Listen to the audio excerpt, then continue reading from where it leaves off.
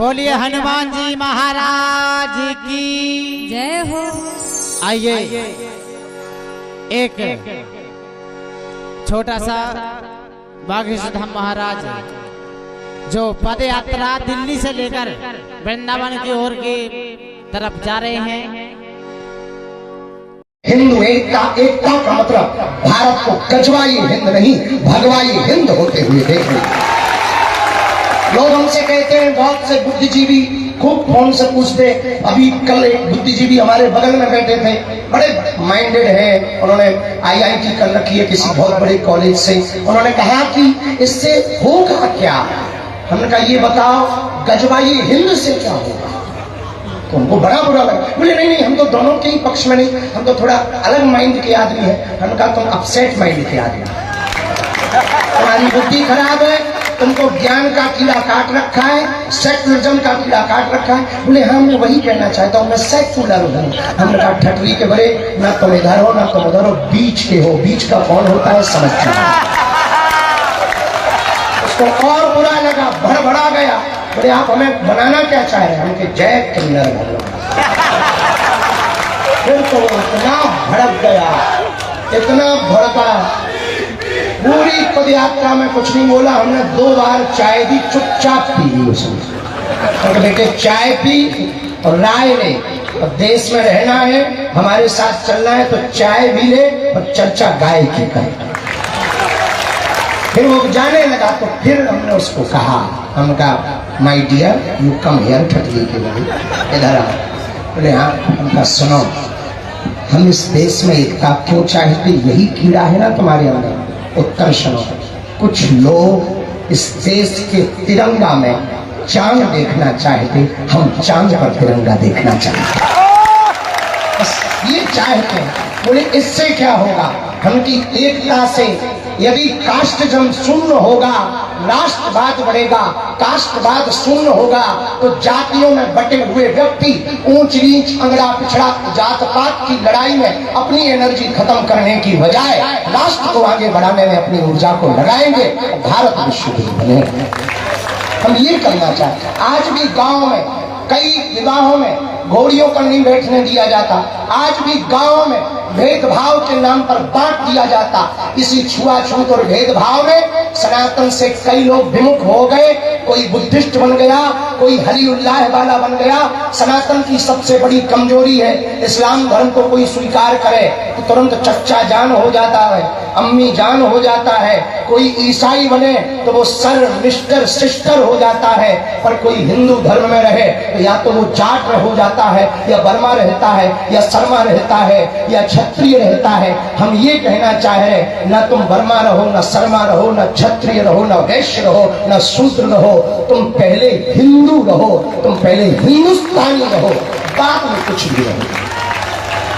इसलिए एक बात और हम अपनी बात विराम करने के पहले कहें, वो दिन दूर नहीं जब तुम्हारे गली मोहल्ले में भी बम फूटेंगे, उनके डॉक्टर भी फोड़ते और अपन नारियल फोड़ फोड़ के मरे जाए। गलत बात देखो, उनमें और हमें कितना अंतर है। वो बम फोड़ने पर भरोसा करते, हम लोग नारियल फोड़ने पर भरोसा करते। इसलिए वो मार देते, हम लोग गिनती करते रहते, हम लोग गिनती भर करते रहते। हमने स्पष्ट रूप से इस्लाम धर्म की पूरी कौम से कहा कि तुम हमारे विरोधी नहीं हो, न हम तुम्हारे विरोधी हैं। और यही वो हिंदुस्तान है कि बंटवारा जब हुआ, ये बात बहुत दृढ़ता पूर्वक सरदार वल्लभ भाई पटेल ने अपने भाषणों में कही है। वल्लभ भाई पटेल ने 1947 के बाद कहा कि इस देश में, हिंदुस्तान में रहने वाले आधे से ज्यादा मुसलमानों ने जिन्ना के साथ खड़े होकर के पाकिस्तान की मांग की थी। पर दुर्भाग्य ये है, जिन्होंने मांग की थी वो सबके सब पाकिस्तान नहीं गए। जब तुमने मजहब के नाम पर देश मांगा तो तुम्हें जाना चाहिए, कोई बात नहीं, रह गए और अच्छी बात है। हमारा तो वसुदेव कुटुंबकम का सूत्र है, हमारा तो वन वर्ल्ड वन फैमिली का सूत्र है, एक विश्व एक परिवार का सूत्र है। तुम रह गए, कोई दिक्कत नहीं। पर एक बात, हम अन्य देशों से आए हुए रोहिंग्यास, बांग्लादेशी शरणार्थी जितने भी हमारी बात को सुन रहे हैं टीवी के माध्यम से, हम एक बात तुमसे कह दें, कान खोलकर सुनो, भारत एक देश है, कोई धर्मशाला नहीं है।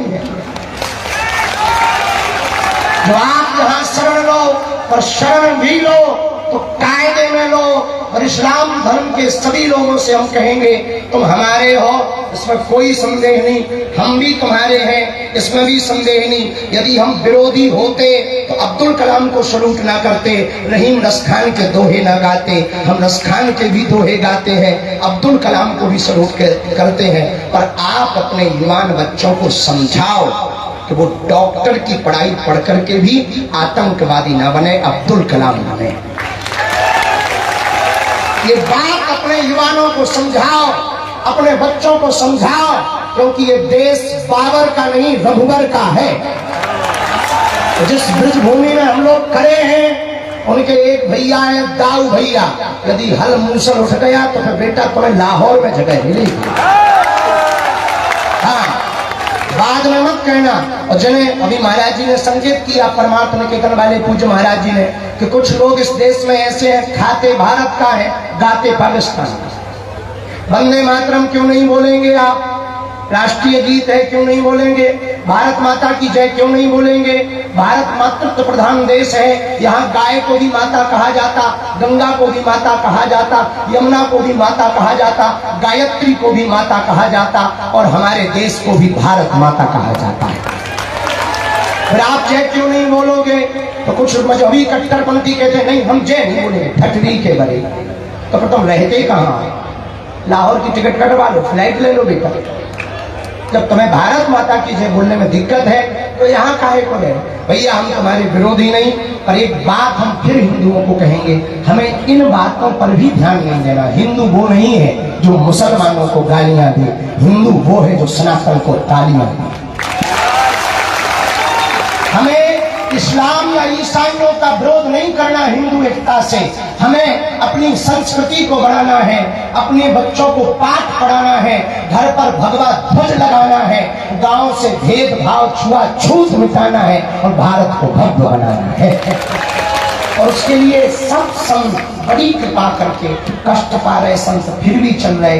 बद्रीनाथ वाले महाराज जी की तो नाक से खून निकला, हमने कहा कि बहुत गर्मी है आप रुक जाओ, नहीं माने, बोले नहीं हम चलेंगे। महंत राजू दास जी भी, माधव भैया भी, और सब संत बहुत कष्ट पा रहे, फिर भी सब संत, ये जो आज पधारे ये भी कोई कई हजार किलोमीटर से पहुंचे, रातों भर चल कर आए। महाराज जी भी बाहर थे, वो भी कृपा की, महाराज जी तो विदेश भी गए थे, विदेश से चल करके महाराज जी आए। लेकिन ये किस लिए आए?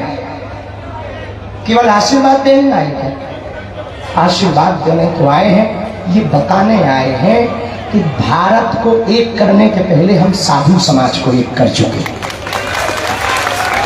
हमारे सब महापुरुष एक साथ इसलिए खड़े हैं, सब संत एक साथ इसलिए खड़े हैं कि ये जो काम है ये देश के लिए है, ये जो कार्य है एकता का आने वाली पीढ़ियों के लिए है। हमारी हाथ जोड़कर प्रार्थना है सभी पदयात्रियों से, आप घर जाएं, ये विचार लेकर जाएं, भारत को छुआछूत भेदभाव मुक्त बनाएंगे।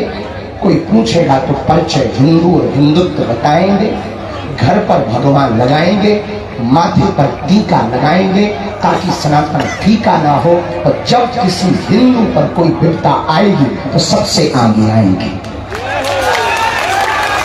बस इन विचारों को आपको घर ले जाना है और कल से इसी पर कार्य करना है। आज रात को हम आपको राधा गोविंद जी मंदिर में मिलेंगे, क्योंकि आज बहुत लेट हो गए हैं, तो थोड़ा चलना जरूरी होगा, समय पर चलना जरूरी होगा, जल्दी चलना जरूरी होगा, तो थोड़ा स्पीड से चलेंगे। दोपहर का भोजन भैया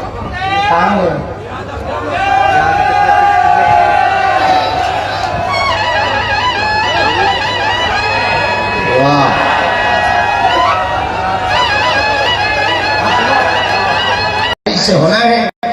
ब्रज में प्रवेश किया, ब्रजवासियों ने खूब आशीर्वाद दिया, और जब चलते हैं तो खूब ब्रज रज उड़ गई, और अपन लोगों तो रज दिल्ली से ही मिल रही है।